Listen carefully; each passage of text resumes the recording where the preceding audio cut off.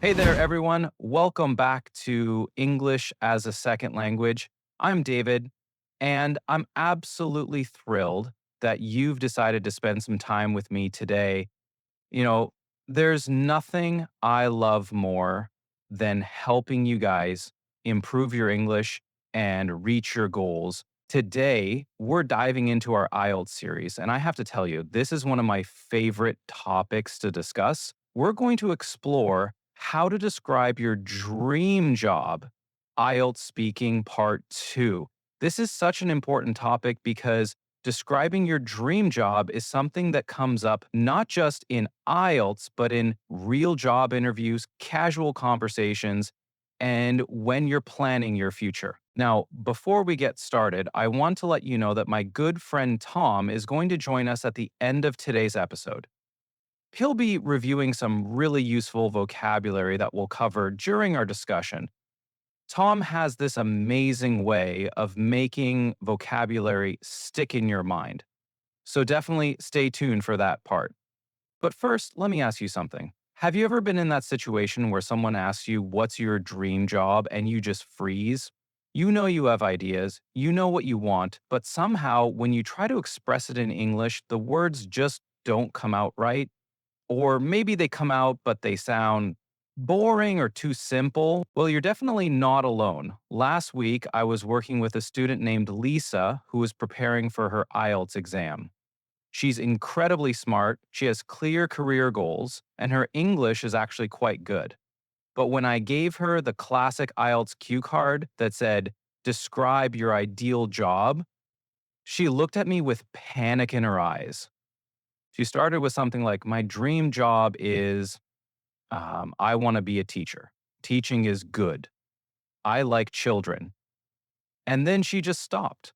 Now, there's nothing wrong with wanting to be a teacher, but Lisa had so much more to say. She had specific reasons, detailed plans, and genuine passion for education. The problem wasn't her ideas, it was knowing how to structure and express those ideas effectively. That's exactly what we're going to fix today. By the end of this episode, you'll have a clear framework for describing your dream job in a way that's detailed, interesting, and impressive. Whether you're taking the IELTS exam or just having a conversation about your future, you'll know exactly how to express yourself confidently. So let's start with understanding what IELTS examiners are really looking for when they give you a cue card about describing your dream job. The typical cue card might say something like, "Describe your ideal job." You should say what the job is, where you would like to work, what you would do in this job, and explain why this would be your ideal job. Now, here's the thing that many students don't realize. The examiners aren't just checking if you know job vocabulary. They're looking at four key areas: fluency and coherence, lexical resource, grammatical range, and accuracy, and pronunciation. But don't worry about memorizing those terms. What matters is understanding what they mean in practical terms. Fluency and coherence means you can speak smoothly and your ideas connect logically. Lexical resource means you use a good variety of vocabulary appropriately. Grammatical range and accuracy means you use different sentence structures correctly. And pronunciation means you can be understood clearly. The beautiful thing about the dream job topic is that it naturally allows you to demonstrate all of these skills. You can tell a story, use descriptive language, express opinions, and talk about future plans, all things that showcase your English abilities. Let me walk you through a structure that works really well for this type of question. Think of it as building a house. You need a solid foundation, strong walls, and an attractive roof. Your foundation is the basic information, what the job is, and where you'd like to work. But here's where many students make a mistake. They just say, "I want to be a doctor," and work in a hospital. That's technically correct, but it's not interesting or detailed enough. Instead, try something like this. My ideal job would be working as a pediatric nurse in a children's hospital, specifically in the oncology ward. I've always been drawn to healthcare, but what really appeals to me is the idea of combining medical knowledge with emotional support for families during difficult times. You see the difference? The second version gives specific details: pediatric nurse, not just nurse; children's hospital, not just hospital; oncology ward adds even more specificity. And then it explains the appeal, combining medical knowledge with emotional support. This shows the examiner that you can use precise vocabulary and express complex ideas. The walls of your house are the details about what you would actually do in this job.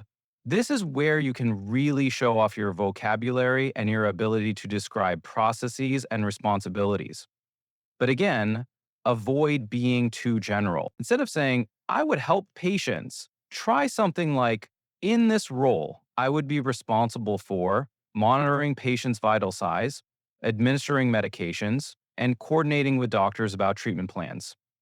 But beyond the technical aspects, I would also spend time talking with children to help them feel less scared, and I would support parents who are dealing with incredibly stressful situations. Notice how this version uses specific verbs like monitoring, administering, and coordinating. It also shows that you understand the job involves both technical and interpersonal skills.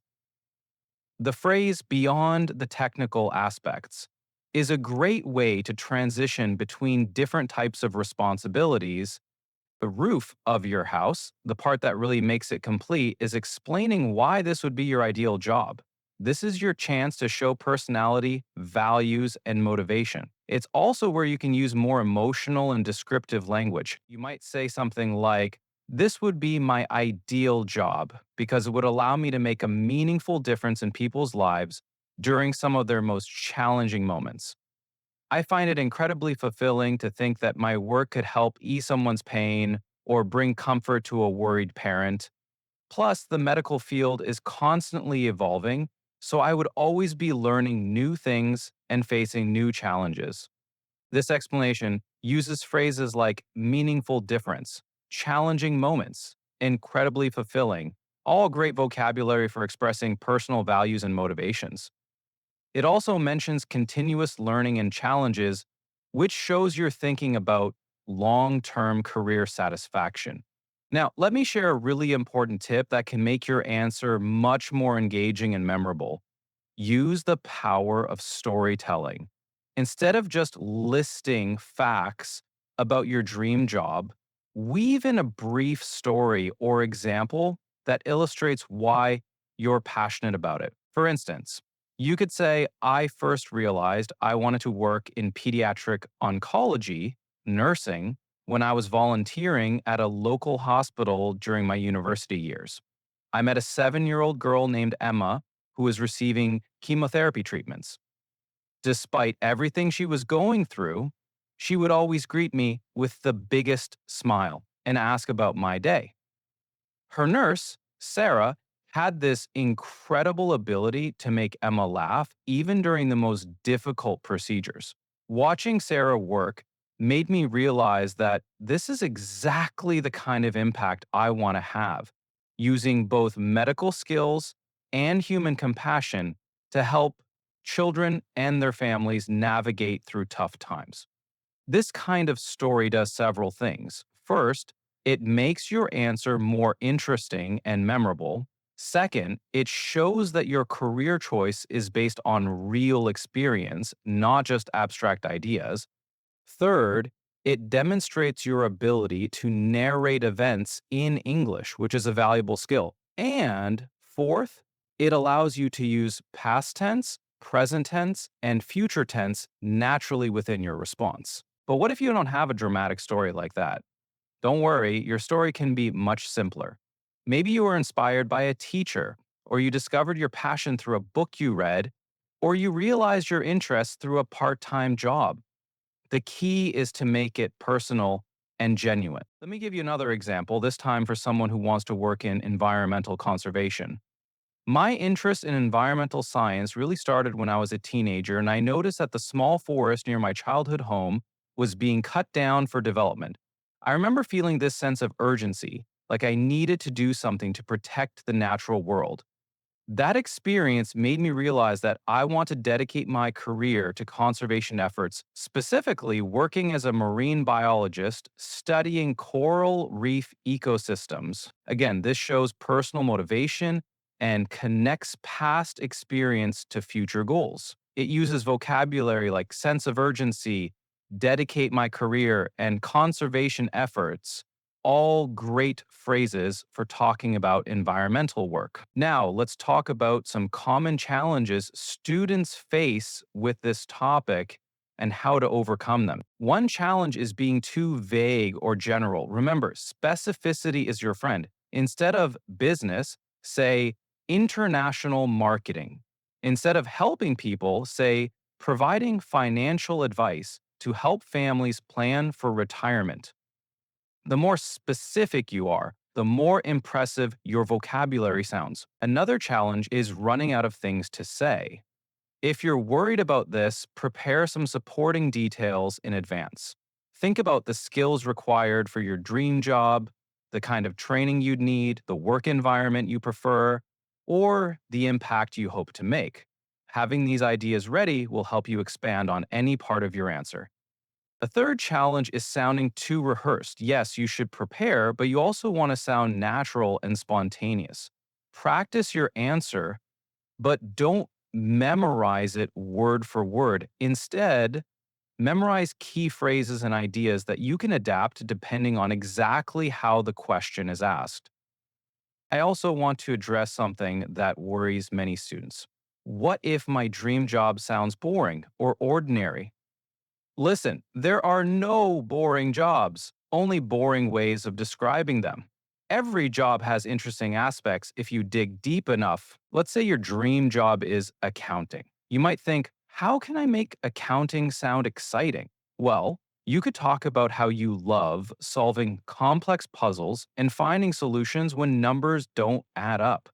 You could mention how satisfying it feels to help small businesses understand their finances so they can grow and succeed. You could describe the detective work involved in auditing or the strategic thinking required for tax planning. The key is to focus on what genuinely interests you about the work and then find engaging ways to express those interests. Here's another useful technique. Use comparison and contrast. You can make your dream job sound more appealing by explaining what you don't want in a job. For example, unlike many desk jobs where you work alone all day, my ideal position as a tour guide would involve constantly meeting new people and sharing my knowledge about local history and culture. I thrive on that kind of social interaction and variety. This approach shows you've thought carefully about what kind of work environment suits you, and it allows you to use useful phrases like unlike, constantly, and thrive on. Let me also give you some really useful transitional phrases that can help your answer flow smoothly. When you're moving from describing the job to explaining why you want it, you can say, what really appeals to me about this career is, or the reason this would be ideal for me is, or what I find most exciting about this field is. And when you're adding additional information, try on top of that or furthermore or another aspect that attracts me is. When you're giving examples, use for instance, or to give you an example, or let me illustrate this by saying, these phrases make your English sound more sophisticated and help your ideas connect smoothly. Now, I want to talk about something really important: authenticity. While it's good to prepare and practice, make sure your answer reflects your genuine interests and personality.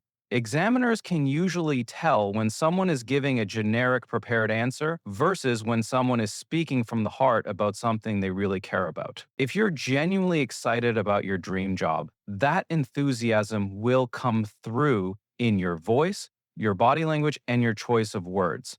And that enthusiasm is exactly what examiners want to see. It shows that you can express personal opinions and emotions in English. But what if you're not sure what your dream job is? That's perfectly normal, especially if you're young or considering a career change.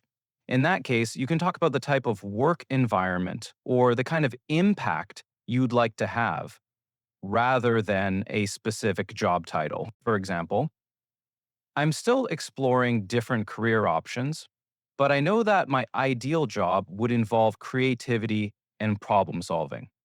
I'm drawn to work where I can use both my analytical skills and my artistic abilities, perhaps something in graphic design or user experience design for websites and apps. I want to be in an environment where I'm constantly learning new technologies and collaborating with diverse teams to create products that people actually enjoy using. This kind of answer shows self awareness and thoughtful consideration of your interests and skills, even if you haven't settled on one specific career path. Before we move on to our vocabulary review with Tom, let me give you a final piece of advice. Practice speaking your answer out loud, not just thinking about it in your head.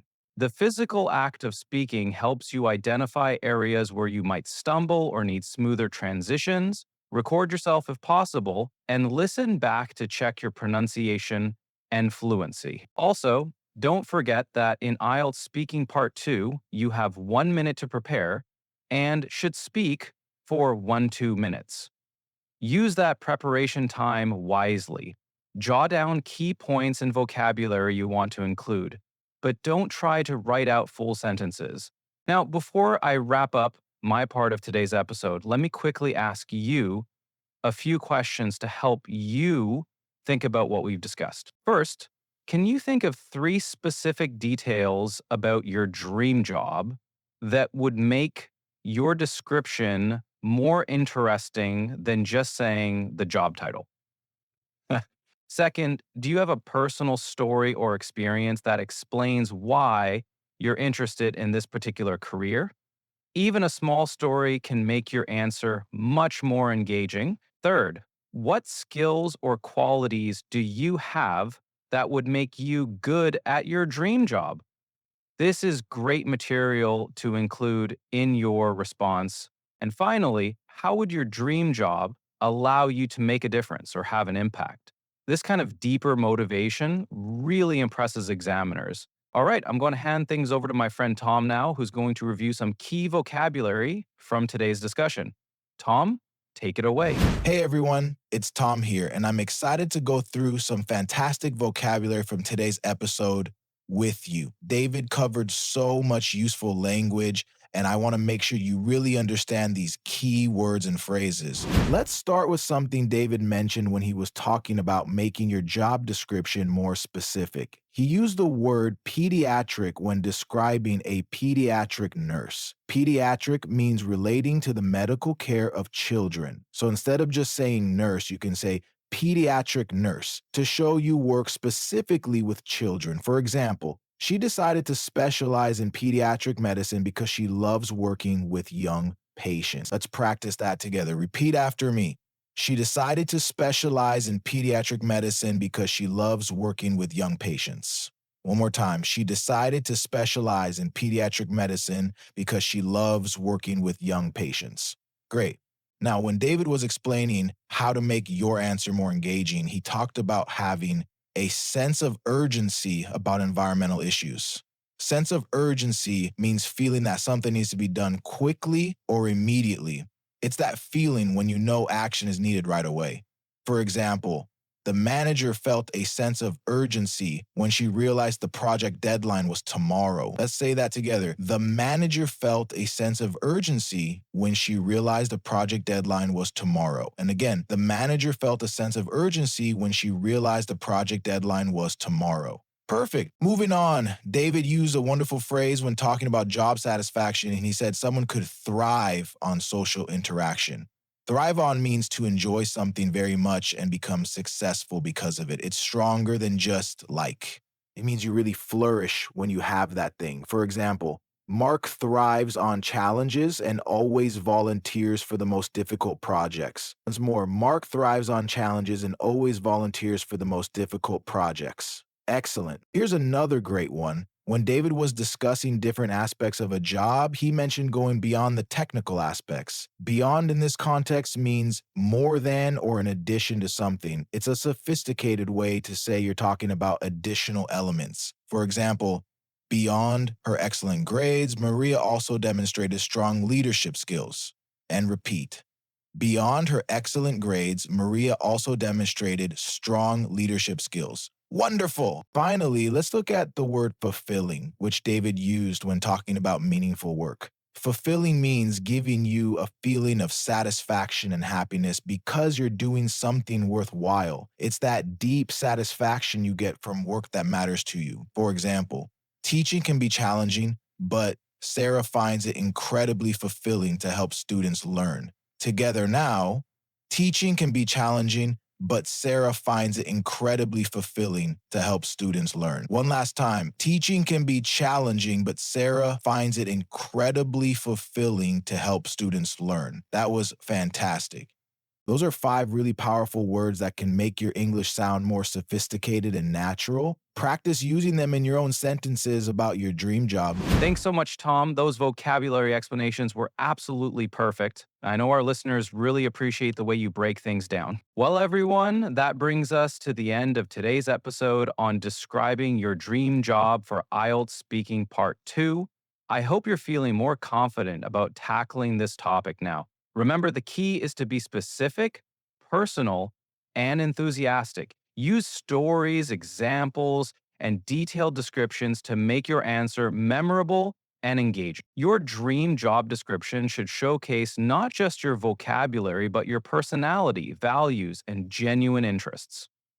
Don't be afraid to let your passion show through. That's what makes an answer truly impressive. Keep practicing, keep preparing, and most importantly, keep believing in yourself. You've got the language skills, you've got the ideas, and now you've got the structure to put it all together effectively. Thanks for joining me today on English as a Second Language. I'm David, and I'll be back next week with another episode in our IELTS series. Until then, keep dreaming big and keep working toward your goals. Take care, everyone.